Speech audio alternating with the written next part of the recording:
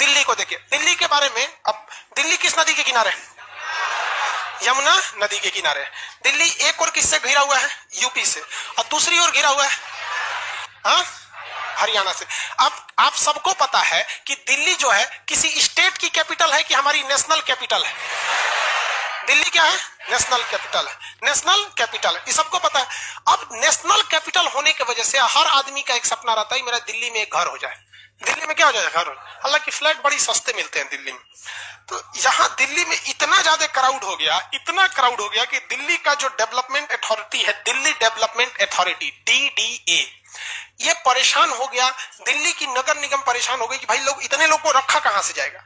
तो ये national capital पूरी तरह से दिल्ली भर गया। तो दिमाग लगाया गया कि क्यों ना हम थोड़ा सा एरिया किससे ले ले? यूपी से ले ले, और थोड़ा एरिया हरियाणा से ले ले, और इस एरिया में इस तरह से सुविधा रखें कि यह एरिया दिल्ली की तरह ही दिखने लगे।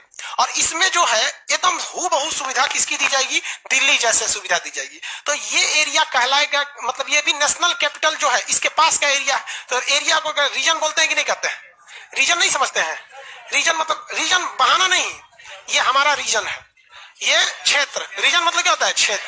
तो नेशनल कैपिटल रीजन घोषित कर दिया गया बाहर के एरिया को कि भैया ये भी जो क्षेत्र है ना, ये नेशनल कैपिटल के ही समान रहेगा। तो दिल्ली तो हो गया नेशनल कैपिटल, इसके बाहर के क्षेत्र को कौन सा क्षेत्र घोषित किया गया? नेशनल कैपिटल रीजन, शॉर्टकट में NCR। NCR। तो दिल्ली के अगल बगल वाला क्षेत्र क्या कहलाएगा? NCR। कौन सा क्षेत्र कहलाएगा? NCR। तो दिल्ली NCR, इसलिए न्यूज में जब भी आएगा तो दोनों शब्द बोलता है, दिल्ली और NCR में बारिश हुई, मतलब बारिश दिल्ली में भी हुई है, NCR में भी हुई है। तो NCR का फायदा क्या बिहार को होगा? अगर NCR का फायदा बिहार को होगा, पूरे यूपी को घुसाना पड़ जाएगा इसमें, कभी नहीं होगा बिहार को। दिल्ली में ये यूपी सबसे ज्यादा जनसंख्या यूपी में। यूपी के लोग जब जाते थे तो वो ये सोचते थे कि हम दिल्ली के इस साइड में बस जाए, इस साइड में बस जाए, ताकि नदी हेलेंगे क्या आ जाएगा? यूपी। नदी हेलने के बाद क्या आ जाएगा? यूपी। तो यूपी से लोग जाते थे और दिल्ली के इस साइड में नहीं जाते थे। किस साइड में जाके बस जाते थे? इस साइड में, इसी साइड में बैठ जाते थे। इस साइड में दिल्ली का जो जगह था ओखला था। क्या नाम था? ओखला। दिल्ली में जगह का नाम है ओखला। तो दिल्ली का वह एरिया जो यूपी से सटा उसका नाम क्या है? ओखला। तब क्या किया गया? यूपी के लोग दिल्ली डायरेक्ट ना घुस जाए, इसलिए यमुना के इसी पार में, यमुना नदी के इसी पार में एक शहर बसा दिया गया जिसका नाम है न्यू ओखला। कहा गया यहां आके बस जाइए न्यू ओखला में।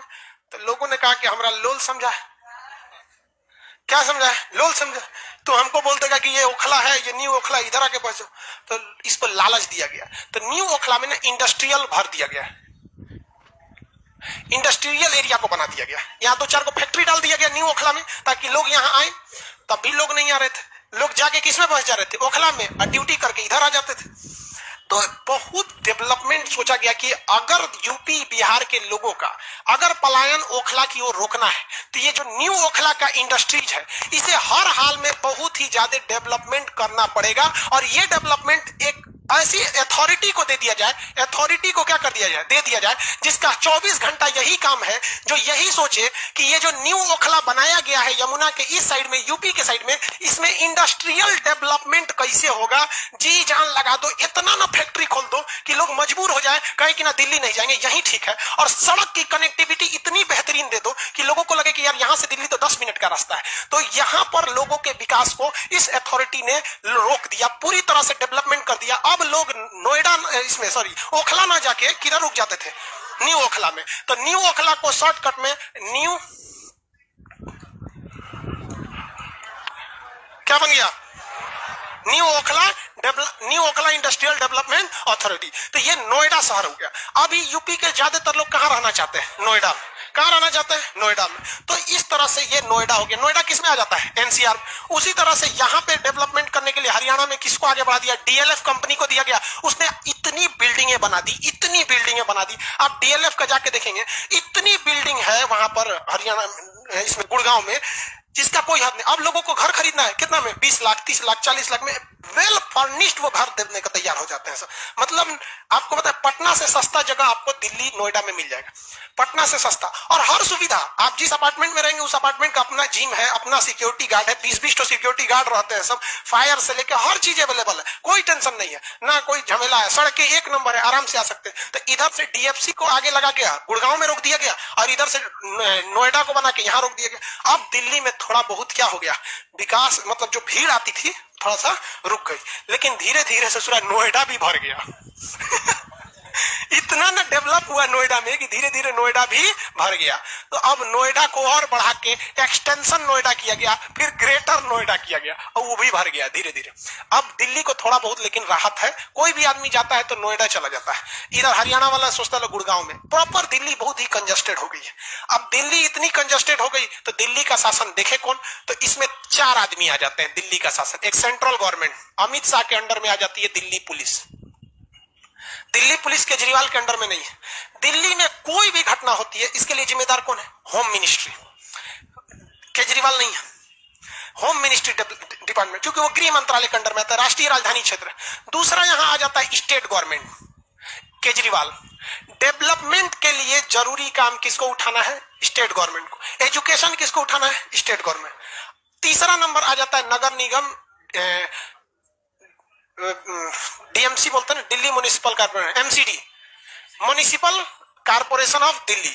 ये नगर निगम है, जैसे पटना नगर निगम है ना, वैसे दिल्ली नगर निगम है, municipal corporation of Delhi, MCD. MCD का काम है सफाई उफाई का काम करना, नगर निगम का। तो अगर नगर निगम सफाई नहीं करती है तो कौन, अगर सफाई दिल्ली में नहीं है तो जिम्मेदार कौन है, एमसीडी। बस वगैरह की सुविधा कौन देता है, स्टेट गवर्नमेंट। स्कूल की सुविधा स्टेट गवर्नमेंट।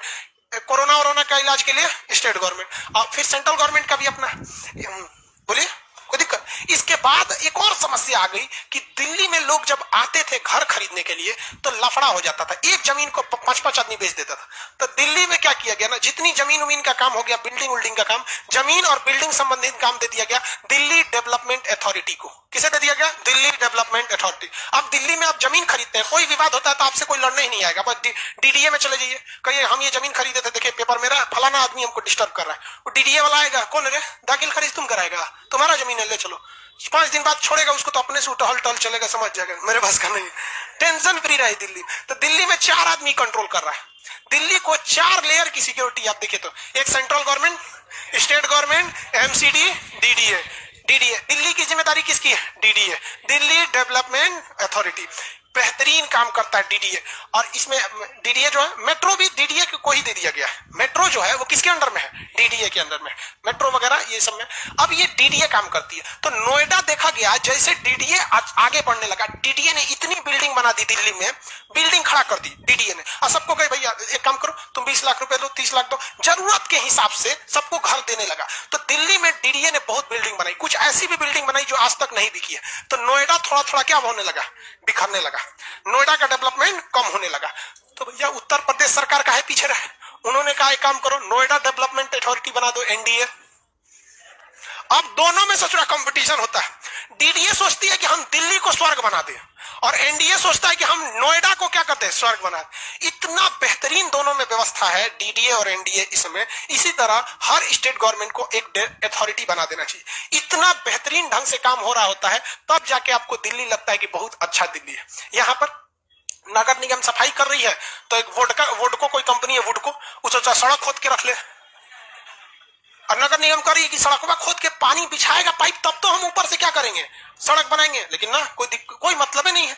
जबकि वहां पे ये सब लोग बहुत ज्यादा अच्छा से काम करते हैं। जो स्कूल है वो केजरीवाल के भी स्कूल है दिल्ली में, तो एमसीडी के भी स्कूल है, सेंट्रल गवर्नमेंट के भी स्कूल है, समझ में गया। इन सब में सबसे अच्छा स्कूल किसका है, स्टेट गवर्नमेंट का। भाई साहब दिल्ली का जो स्कूल है ना, मत पूछिए, बहुत बेहतरीन काम किया।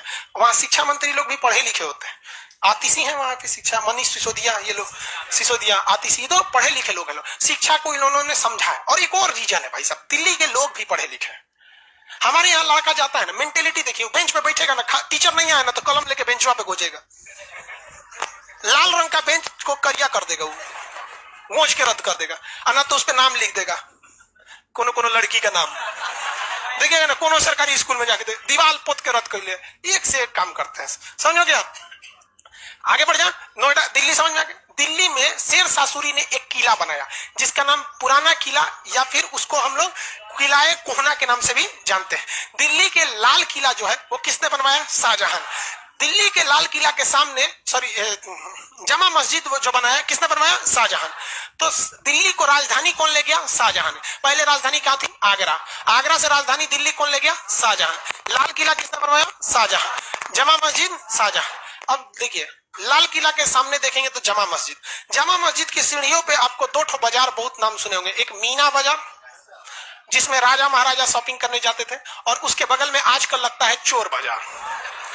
चोर बाजार कहने के लिए सुनने में आपको लगता होगा कि चोर बाजार में चोरी के सामान बिकते हैं, ऐसा नहीं है। वहां पे कुछ क्वालिटी में कम या स्क्रैप सामाने बिकने लगते हैं, उसे चोर बाजार। जैसे कोई बिल्डिंग है, बहुत बड़ी बिल्डिंग खाली हो रही है, जैसे मान के चलिए हमारी ये कोचिंग दिल्ली में रहती सपोज, और हमें बिल्डिंग चेंज करना रहता, तो इस बिल्डिंग में इतना सामान लगा हुआ है जिसका कोई हद नहीं, हर थोड़ा थोड़ा चीज है। अब हमको पता है कि इसको उखाड़ के दूसरे जगह ले जाएंगे तो उस बिल्डिंग का साइज कुछ और होगा, शायद ये सारी चीजें फिट ना बैठे। तो हम चोर बाजार या किसी कॉन्ट्रैक्टर से मिलेंगे, हम कहेंगे एक बात बताओ, तुम ये सारे सामान का कितना रेट लगाते हो? अब जो रेट लगाएगा हम उतना पैसा ले लेंगे, अब तुम अपना ट्रक लाओ, ट्रैक्टर लाओ, नोचो, उखाड़ो, ले जाओ और जहां मन वहां बेचो। तो इस तरह से बहुत कम कम दाम पे सामानें अवेलेबल हो जाती हैं चोर बाजार वगैरह में। तो ये आमने सामने। लेकिन दिल्ली के लाल किला में जमा मस्जिद, लाल किला बनवाया किसने था? शाहजहां। किसने? शाहजहां। शाहजहां का बेटा, शाहजहां का बेटा कौन था? औरंगजेब ने लाल किला बनवाया नहीं, बाबर का बेटा था औरंगजेब। हुमायूं था बेवकूफ। इतना भी बेवकूफ मत बनो यार। देखिए लाल किला बनवाया किसने? शाहजहां। शाहजहां का बेटा आया कौन? औरंगजेब। शाहजहां का बेटा औरंगजेब। शाहजहां को डाल दिया जेल में, कहा कि सोचो शाहजहां तुम क्या करता है? ताजमहल बनवाएगा, लाल किला बनवाएगा, जमा मस्जिद बनवाएगा, सब पैसा खर्चा कर दिया, हमारे पास पैसे नहीं बचा। इसके पास पैसे नहीं बचा तो लाल किला के अंदर एक छोटा सा मस्जिद बनवा दिया, उसका नाम रखा मोती मस्जिद। क्या नाम रखा? मोती। तो लाल किला किसने बनवाया? शाहजहां। लेकिन लाल किला के अंदर छोटी सी मस्जिद किसने बनवाया? औरंगजेब। नाम क्या उसका? मोती मस्जिद। लाल किला के आगे जमा मस्जिद किसने बनवाया? शाहजहां। मीना बाजार शाहजहां। सबसे ज्यादा वास्तुकला यानी आर्किटेक्चर में सबसे ज्यादा काम किसने किया है? शाहजहां। कौन है? किसी को मोती मस्जिद नाम है बबुआ, मोदी मस्जिद नहीं। तो और खतरनाक रे भाई साहब, तो क्या कमेंट करता है। छोटी सी मस्जिद है, बहुत बड़ी नहीं है। आप लाल किला में जाएंगे ना तो देखने को मिलेगा लाल किला। अब दिल्ली एक पहाड़ी एरिया है। दिल्ली क्या है? पहाड़ी एरिया। पहाड़ी एरिया, वो पहाड़ कहां से आया? तो राजस्थान से पहाड़ गया है, वहां जाके खत्म हो गया है। तो अरावली पर्वत की खत्म श्रेणी कहां पर है? दिल्ली में। वो पूरी तरह से बर्बाद हो चुका है, खत्म हो चुका है। उसका नाम है रायसीना की पहाड़ी। कौन सी पहाड़ी? रायसीना की पहाड़ी। दिल्ली कौन सी पहाड़ी है भैया? रायसीना की पहाड़ी। कौन सी पहाड़ी? रायसीना की पहाड़ी। किसी को कोई दिक्कत है रायसीना की पहाड़ी तक में? दिल्ली समझ में आ गया। दिल्ली का हिस्टोरिकल महत्व ज्यादा है। ज्योग्राफिकल दिल्ली क्या है? यमुना नदी किनारे, यहाँ रायसीना की पहाड़ी है। तीन ओर से हरियाणा से